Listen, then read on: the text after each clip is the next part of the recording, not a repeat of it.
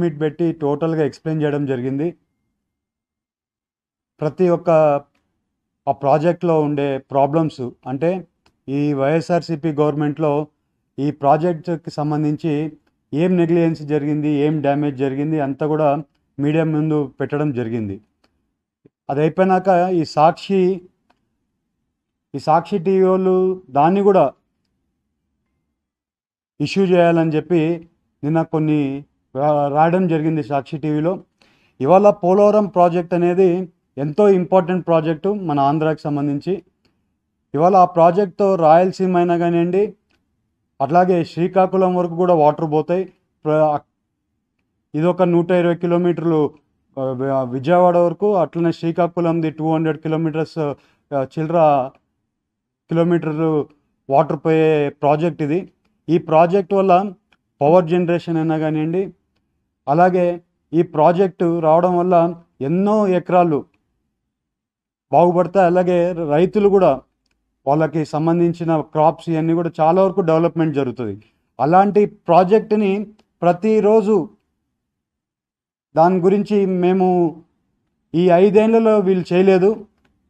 చంద్రబాబు నాయుడు గారు దాన్ని white paper కింద రిలీజ్ చేస్తే దాని గురించి కూడా విమర్శలు చేస్తున్నారు. ఇవాళ ప్రాజెక్టు అప్పర్ కాఫర్ డ్యామ్ అయినా కానివ్వండి, లోవర్ కాఫర్ డ్యామ్ అయినా కానివ్వండి, అలాగే డైఫ్రామ్ వాల్ కూడా ఇవాళ డ్యామేజ్ జరిగింది. ఈ డ్యామేజ్ ఎందుకు జరిగింది? 2019 ఎలక్షన్స్ అయిపోయినాక వైఎస్ఆర్సీపీ గవర్నమెంట్ వచ్చింది. గవర్నమెంట్ వచ్చినాక ఏం చేసింది? రివర్స్ టెండరింగ్ అని చెప్పి కాంట్రాక్టర్ని మార్చేసింది. కాంట్రాక్టర్ మార్చే టైంలో అక్కడ ఉండే అప్పర్ కాఫర్ డ్యాము దాన్ని ఆల్మోస్ట్ ఫినిషింగ్ స్టేజెస్లో ఉండేది. కాంట్రాక్టర్ మార్చడం వల్ల అది కంప్లీట్ చేయకపోవడం వల్ల వరదలు వచ్చాయి. 2020లో వరదలు వచ్చాయి. ఆ వరదలు వచ్చినప్పుడు ఏమైంది? ఆ వరదలు వచ్చినప్పుడు ఈ కాఫర్ డ్యామ్ అంతా కూడా డ్యామేజ్ అయిపోయింది. అప్పర్ కాఫర్ డ్యామ్ డ్యామేజ్ అయిపోయి అక్కడ ఉండే ఇసుక, అంటే ఇప్పుడు ఏమవుతుందంటే upper copper dam lower coffer dam మధ్యలో చాలా వరకు ఇసుక ఉంది. అంటే 300 ఫీట్ల నుంచి 400 ఫీట్ వరకు ఇసుక ఉంది. దానివల్ల మనం ఏం చేస్తున్నాం? డైఫ్రామ్ వాల్ కట్టి అక్కడ వాటర్ని డీవేట్ చేస్తున్నాం. ఆ డైఫ్రామ్ వాళ్ళు అప్పర్ కాఫర్ డ్యామ్ వాళ్ళు ఇవాళ డ్యామేజ్ అయిపోయింది.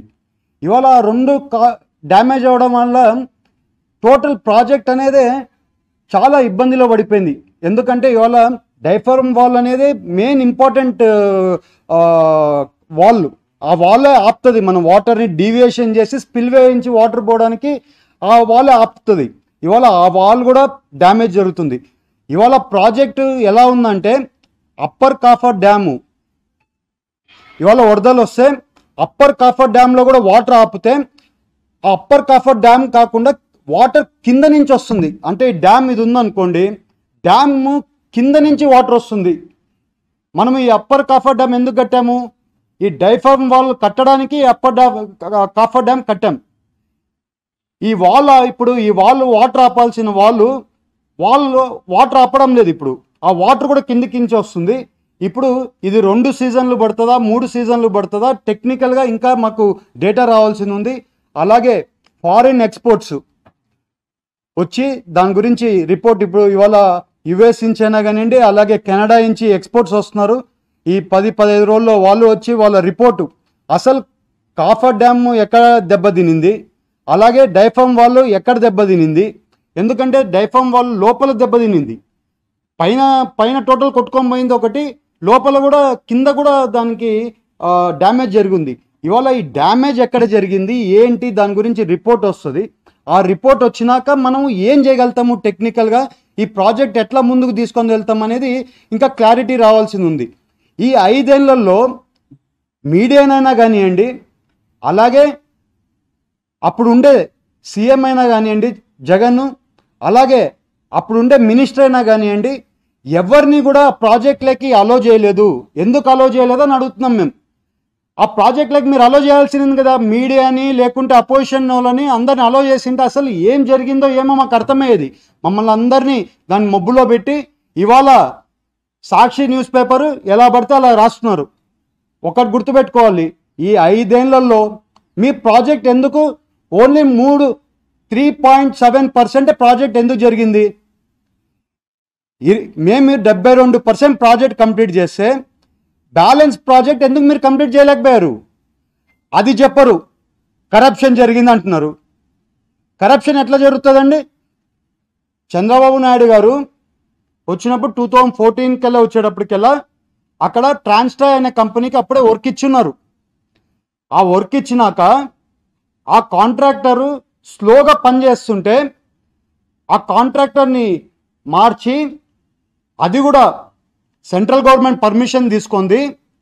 అది అయిపోయినాక అదే క్యాబినెట్లో డిస్కషన్ చేసి, పీపీఎల్లో కూడా డిస్కషన్ చేసి 60C కింద ఆ ప్రాజెక్టు నవయుగ వాళ్ళకి ఇవ్వడం జరిగింది. అది అయిపోయినాక ప్రాజెక్టు బాగా స్పీడ్గా జరిగి అప్పర్ కాపర్ డ్యామ్ అయినా కానివ్వండి, డైఫామ్ వాల్ అయినా కానివ్వండి, లోవర్ డ్యామ్ అయినా కానివ్వండి, ఆల్మోస్ట్ కంప్లీట్ అయిపోయింది. ఇంకొక 1 year 2 years కంటిన్యూగా పనిచేసిందంటే వర్క్ అయిపోయిండేది ఇప్పటికెల్లా. అది కాకుండా ఏం చేశారు? రివర్స్ టెండరింగ్ పెట్టి కాంట్రాక్టర్ మార్చడం వల్ల ఆ 1 year నెగ్లిజెన్సీ జరిగిపోయింది ప్రాజెక్ట్ మీద. ఆ నెగ్లిజెన్సీ మీరు చేయడం వల్ల జరిగింది. మీరు ఆ కాంట్రాక్టర్ని ఎందుకు మార్చారు? మీకు ఆ కాంట్రాక్టర్ ఎందుకు మార్చాల్సింది వచ్చింది? నవయుగ వాళ్ళు ఆ ప్రాజెక్ట్ని 72% కంప్లీట్ చేసినప్పుడు అదే కాంట్రాక్టర్ని ఎందుకు కంటిన్యూ చేయలేదు మీరు? అంటే ఈ కొత్త కాంట్రాక్ట్కి ఇచ్చి వాళ్ళ దగ్గర నుంచి ఏమైనా కమిషన్ మీరు తీసుకున్నారు, మీరు చెప్పాలి. ఇప్పుడు మేము ఇన్వెస్టిగేషన్ వేస్తాం కదా, మీరు చెప్పాలి. అది వాళ్ళు ఇవాళ కొత్త కాంట్రాక్టర్ ఇచ్చారు కదా, ఆ కొత్త కాంట్రాక్టర్ ఎందుకు ఓన్లీ 3%, 3.5% కంప్లీట్ చేశారు? మరి మేమున్నప్పుడు 72% నవయుగ వాళ్ళు కంప్లీట్ చేశాం, మీరు చేయలేదు కదా. మీకు అసలు మాట్లాడడానికి ఎక్కడి నుంచి మీకు స్కోప్ వస్తుంది? మాకు ఇవాళ మేము చెప్పేది ఏంటంటే, ఇవాళ ప్రాజెక్టు చాలా ఇబ్బందిలో ఉంది. చంద్రబాబు నాయుడు గారు ప్రమాణ స్వీకారం అయిపోయిన తక్షణమే ఫస్ట్ పోలవరం ప్రాజెక్ట్కి ఎందుకు వచ్చారంటే, ఎట్టు పరిస్థితి ఏం జరిగింది అసలు ప్రాజెక్టు అని తెలుసుకుంది.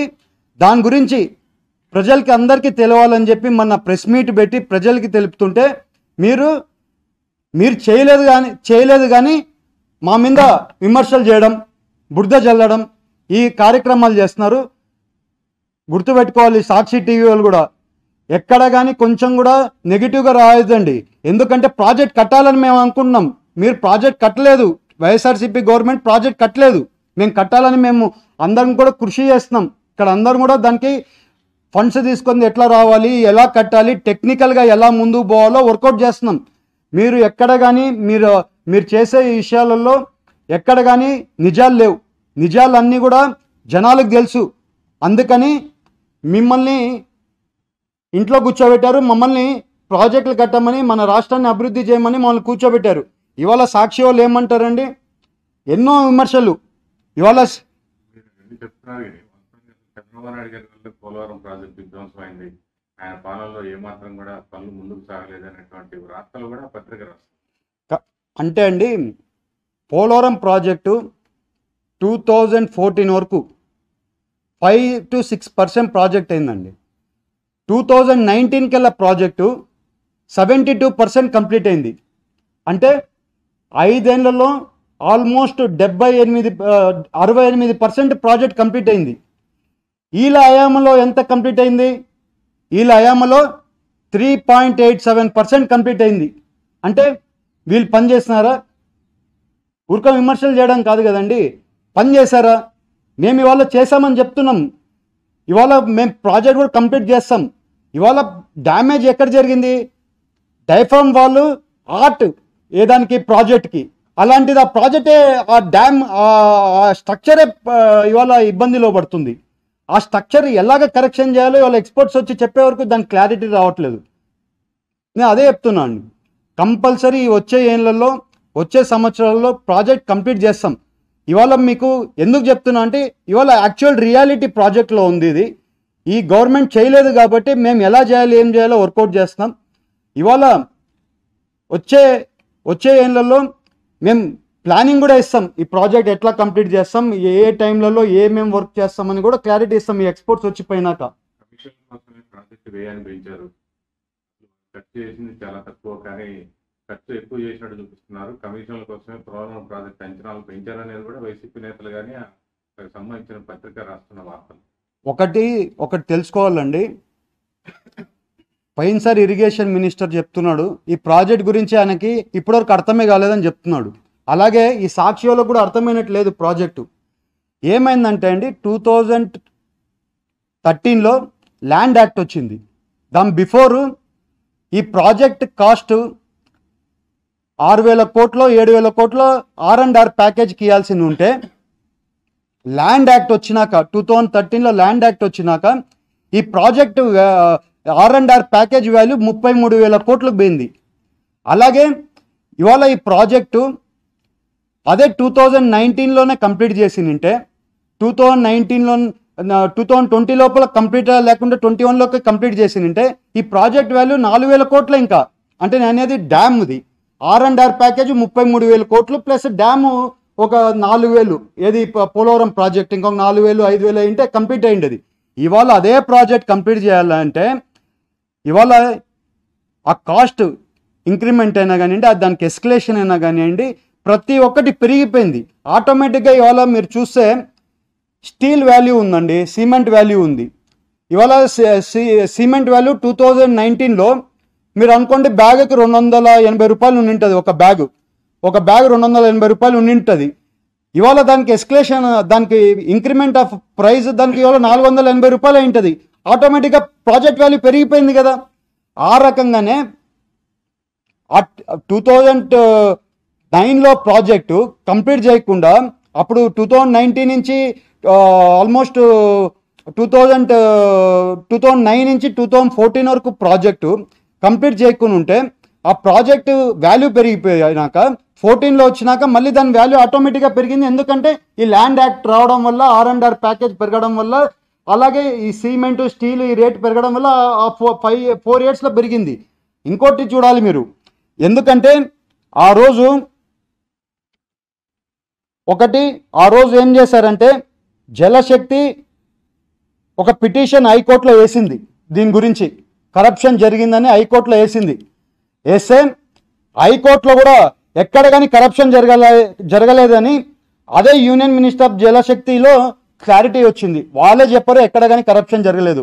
వీళ్ళు చెప్పింది మాత్రంగా అది ఎక్కడ కానీ కరప్షన్ జరగలేదని వీళ్ళని మాత్రం కరప్షన్ జరిగిందని వీళ్ళంటే మాత్రం అది ఎక్కడ కానీ ఇది కాదు. ఇవాళ హైకోర్టు చెప్పింది ఎక్కడ కానీ కరప్షన్ జరగలేదని. ఊరికనే మాట్లాడతారండి, ప్రాజెక్ట్ కంప్లీట్ చేయలేదు. ఇవాళ ఇంకోటి ఏమంటున్నారు, ఫాల్స్ స్టేట్మెంటు. ఇంకోటి ఏమంటున్నారు, సాక్షి వాళ్ళు ఏమంటున్నారు, డబ్బులు లూటీ చేసేసారంట ప్రాజెక్ట్లో. ఇవాళ లూటీ చేయడానికి ప్రాజెక్ట్లో ఎక్కడైనా కానివ్వండి, ప్రాజెక్ట్లో నవైగా వాళ్ళకి ప్రాజెక్ట్ వచ్చినాక ప్రాజెక్ట్ 72% అయితే వాళ్ళకి రావాల్సిన పేమెంట్లు కూడా ఇవ్వకుండా రివర్స్ టెండరింగ్ వేరే వాళ్ళకి ఇస్తే వాళ్ళు ఇవాళ వరకు ఒక క్వశ్చన్ కూడా చేయకుండా వాళ్ళు వెళ్ళిపోయారు. అట్లాంటిది వాళ్ళకి లూటీ జరిగిందని మీరు ఎట్లా అంటారండి? ఊరికనే విమర్శలు చేయకూడదు. ఇవాళ ప్రాజెక్ట్ కంప్లీట్ చేయడానికి మేము అన్ని ప్రయత్నాలు చేస్తున్నాం. మేమైనా కానివ్వండి, ఢిల్లీలో ఎంపీగా ఏలూరు పార్లమెంట్ పోలవరం సంబంధించి మేము ఢిల్లీలో దీని గురించి డిస్కషన్ చేస్తాం. అలాగే చంద్రబాబు నాయుడు గారు కూడా అందరు ఇంజనీర్లతో కూర్చొని ఆయన కూడా టోటల్గా వర్కౌట్ చేస్తున్నారు. ఇవాళ ఈ ప్రాజెక్ట్ గురించి బాగా తెలిసి ఉండేది ఎవరో ఉన్నారంటే అది ఒక చంద్రబాబు నాయుడు గారు ఒక్కరే. ఇవాళ ప్రాజెక్ట్ కంప్లీట్ చేయాలన్నా కూడా చంద్రబాబు నాయుడు గారు వల్లనే అవుతుంది.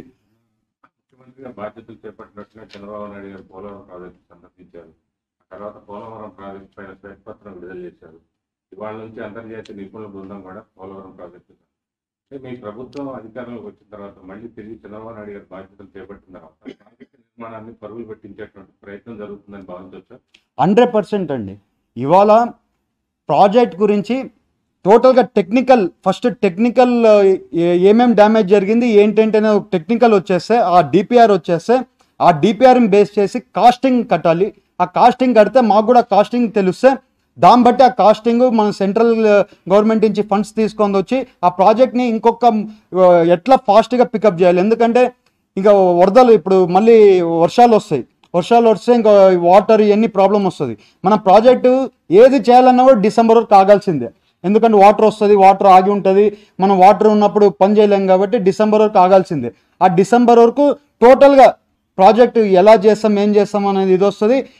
ఈసారి ఫాస్ట్గా పని మీకు అవన్నీ కూడా క్లారిటీగా వచ్చే రోజుల్లో చెప్తామండి. ఈసారి ప్రాజెక్ట్ 100% ప్రాజెక్ట్ ఫాస్ట్గా చేస్తామని మీ అందరికీ తెలుపుతున్నాను.